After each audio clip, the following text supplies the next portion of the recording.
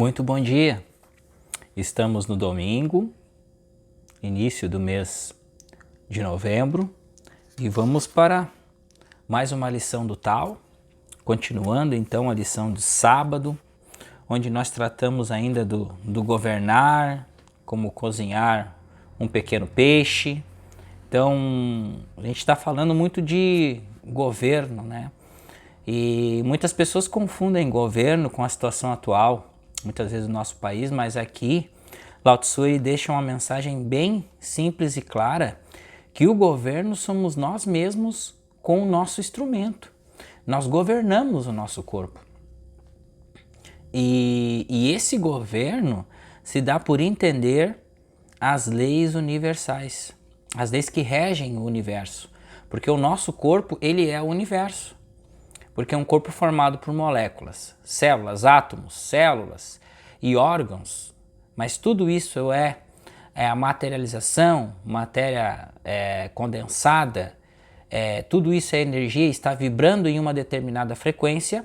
Nós temos o dever de entender e de quando movemos a intenção de buscar a verdade, para entender como que funciona o nosso corpo, o nosso sistema emocional, para que nós possamos entender e vibrar juntamente no fluxo da vida, que é seguir o caminho de volta para casa, que é estar nos braços do nosso Pai. Então, a estrofe traz o seguinte, ó: atuando sob o céu através do caminho, seus demônios não são despertados. Não que seus demônios não sejam despertados. Seu despertar não fere o homem. Não apenas que seu despertar não fira o homem. O homem sagrado também não fere o homem. Atuar sob o céu através do caminho é atuar no mundo através do Wu-Wei. Praticando a ação não intencional, que se concretiza de fato, mas não carrega em si a intenção do ego de quem realiza.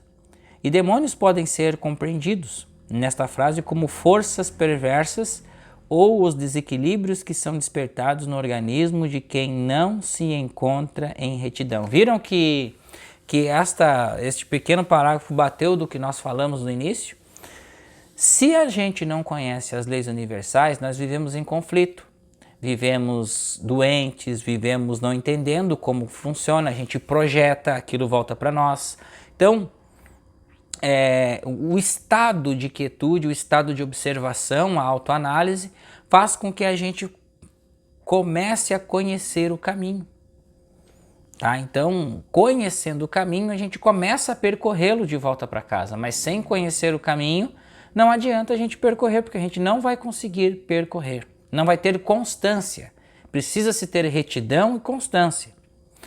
Quando o ser humano aproxima-se das virtudes conhecidas como os 3 tesouros do Tao, humildade, simplicidade e afetividade, em algum momento de sua vida adquire a naturalidade de comportamentos e gestos que se tornam autênticos e sinceros diante de si mesmo e do mundo.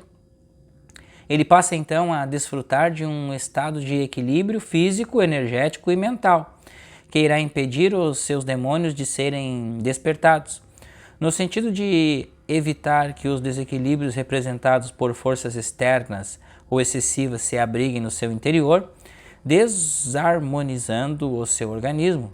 Neste momento, ele estará atuando no mundo através do caminho, praticando naturalmente a ação não intencional isenta dos interesses do ego. E este é o sentido dos seus demônios não conseguirem ser despertados. No entanto, pela teoria dos 5 elementos, o universo é constituído de 5 tipos de energias básicas da vida representadas pelos elementos madeira, fogo, terra, metal e água, que interagem permanentemente entre si e em constante mutação, criando vida, modificando e transformando todas as manifestações, e assim o ser humano está em constante transformação. E o que é equilíbrio interior em um momento pode se transformar em desequilíbrio no momento seguinte. Por isso, o poema diz logo em seguida, apresentando uma contradição, que os demônios podem ser despertados de fato através desses desequilíbrios eventuais, provocados pelos elementos obscuros, dos apegos escondidos no íntimo da pessoa. Então, tudo complexo de sombra psicológica, né? Então a gente está traçando aqui, Lao Tzu ele traça aqui um paralelo com a alquimia, porque a alquimia é o explica o funcionamento do universo. E a alquimia explica o funcionamento do nosso corpo. Vocês viram aí os 5 elementos. Então, muitas vezes nos apegamos a muito apego, muitas coisas, estado de estresse psicológico, e isso vai fazendo com que esses demônios sejam despertados, que é o estado de desequilíbrio, entropia psíquica, dissonância cognitiva e tudo mais, né? Mas ainda que isto aconteça, eles não terão o poder de ferir ninguém. Por quê? Mesmo sob a ação destas forças extremas ou desequilibradas, haverá sempre um eixo espiritual onde o ser de retidão poderá se abrigar enquanto aguarda a nova mudança que o levará de volta para o estado de equilíbrio. Este é o estado em que os demônios e deuses, ou malefícios e benefícios, se conciliam, porque encontram por si mesmo um pouco de convergência e síntese de que existe no Tai Chi, onde as polaridades ou as energias Yin e Yang encontram-se unidas. Esta prerrogativa pode ser que atua sob o céu em conformidade com o caminho, é como o despertar da tempestade. Borrascas e ventanias que chegam ao mundo com uma força extrema e passageira, potencialmente perversa e destruidora, mas que não conseguem ferir o homem que sabe se abrigar enquanto espera o desastre passar. Então, aquela tempestade. Alô, as pessoas que acompanham esse canal que usam a ferramenta ressonância. Muitas vezes, meus irmãos, eu sempre falo assim, tem 3 estágios de avanço na ressonância. O primeiro estágio é a perturbação. Por quê? Porque a onda ela bate no paradigma, aquilo aflora, aquilo começa a futricar lá, começa a refugar, começa a limpar. Isso se chama catarse. Tá? Então expurga tudo que está sujo, que tem que limpar, vai para fora, vem para a gente reconhecer, conscientizar e integrar na luz da nossa consciência, ok? O segundo estágio é o estudo e prática. A gente vai entendendo este processo, a gente vai aceitando, vai tendo paciência, vai praticando, vai estudando e não dando importância para o que está acontecendo fora, mas sim dentro de nós. E o terceiro estágio é a descoberta de que você mesmo é o criador da sua realidade. Então, são 3 estágios que a gente tem na evolução desta vida espiritual. A gente vai, primeiro, entendendo este processo de expurgação, de catarse, de limpeza. Muitas vezes a gente não quer fazer algo, a gente volta a fazer aquilo que a gente fazia antes, só que a gente não pode mais baixar a nossa frequência, então a gente solta aquilo, solta o segundo degrau, solta a falta de dinheiro, mesmo não tendo dinheiro, não tendo emprego, solta. Comece a pensar que você já está empregado, que você já tem dinheiro, que você já tem a companhia que você quer, solte para o invisível e infinito, ou tal, que daí você começa a se tranquilizar e você começa a reequilibrar essas energias, as polaridades, ok? Ó, homem sagrado é o ser que alcançou a mais alta realização no tal e tem sua consciência no nível da dimensão do absoluto.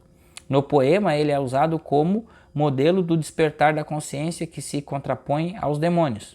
E estes representam os extremos e o desequilíbrio. O homem sagrado é perfeito equilíbrio. Meio que se afasta dos extremos significa que no homem que atua no mundo através do caminho, tanto o despertar do desequilíbrio representado pelos demônios, quanto o despertar do equilíbrio representado pelo homem sagrado. São ocorrências que não levam a ferir os outros homens. As manifestações do desequilíbrio despertam forças poderosas no interior de uma pessoa, mas a força do desequilíbrio, chamada no taoísmo de força sutil ou da suavidade, também possui muito poder. Por isso, o ser que alcança a sagração e se torna perfeitamente equilibrado é capaz de gerar todas as manifestações, mas por ter adquirido a consciência do absoluto. Ele não usa a força para ferir o homem, pelo contrário, contempla todas as manifestações como uma unidade indivisível, da qual também faz parte. E assim a ideia de ferir o homem seria o mesmo que ferir a si próprio, uma conduta que não condiz com as ações de quem alcançou o nível da consciência que se iguala ao absoluto. Na sagração, o ser transcendente, o estado perfeito equilibrado entre as 5 energias básicas que comandam todas as transformações do mundo, manifestado para se tornar ele mesmo o mentor deste equilíbrio. Desta forma, como poderia dar uma demonstração de completo desequilíbrio ferindo o homem? Nenhuma. Por quê? Porque mesma coisa, e os negativos? Os negativos são os nossos irmãos. Se não tivesse os negativos, seria uma zona de conforto total. Então, os negativos fazem parte deste processo de evolução e têm uma contribuição primordial para o avanço de prática, para o avanço dos estudos, para a compreensão e a autorrealização, que é a iluminação espiritual. Sem os negativos, seria uma esbórnia total, uma zona de conforto, todo mundo ficaria, e a evolução como seria? Então precisa-se deles para que haja um empurrão, para que a pessoa tome consciência de tanto problema que há na vida, porque eu fico devendo toda a vida, porque eu estou toda a vida sem dinheiro. Então a pessoa vai buscar a resposta e ela vai achar. Batei na porta e ela se abrirá. Vamos meditar sobre isso, meus irmãos, porque o texto é muito grande, muito vasto, esse estudo do tal. Ele vai indo para o final, ele vai ficando mais esclarecedor. Então, tomamos parte disso como nossas meditações diárias e observações, a fim de nos dar um caminho norte para a reinterpretação dos fatos que nos ocorrem dia a dia. Que a paz seja convosco, um ótimo domingo a todos. Voltamos amanhã, na segunda-feira, com mais uma estrofe aqui e a última estrofe do capítulo 60 do livro Tao Te Ching. Muito obrigado.